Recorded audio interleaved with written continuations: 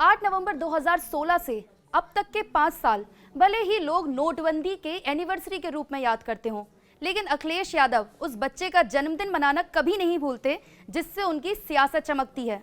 अब जब उत्तर प्रदेश में चुनाव हैं तो खजांची का रोल कुछ ज़्यादा ही अहम हो जाता है। चलिए आपको बताते हैं कि क्यों अखिलेश यादव को अब खजांची नाथ अपने चुनाव चिन्ह साइकिल जितना प्यारा लगने लगा है। 8 नवंबर 2016 का दिन, जब मोदी सरकार ने पूरे देश में नोटबंदी का ऐलान किया था।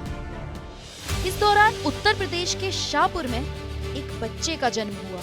शाहपुर जोगी डेरा निवासी दिव्यांग महिला सर्वेसा देवी 2 दिसंबर 2016 को पंजाब नेशनल बैंक की लाइन में खड़ी थी। वे वहां मकान की पहली किश्त निकालने गई थी। दिन भर लाइन में लगे रहने के बाद वे जैसे ही बैंक के गेट पर पहुंची तो उनकी डिलीवरी हो गई।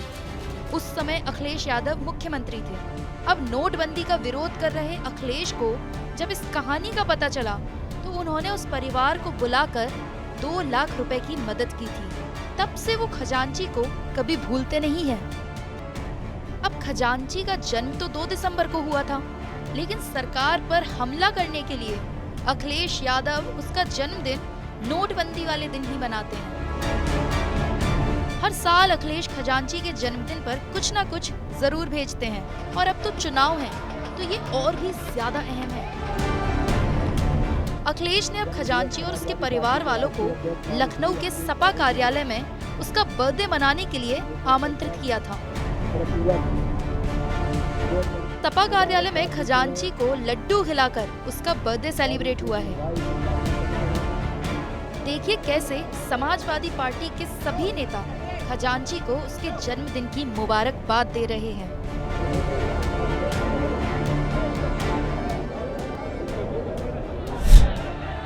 आपको याद हो कि कुछ समय पहले भी अखिलेश यादव ने जब अपनी विजय रथ यात्रा निकाली थी तो हरी झंडी दिखाने के लिए खजांची को ही बुलाया था, जिसके बाद अखिलेश ने यूपी की यात्रा शुरू कर दी थी।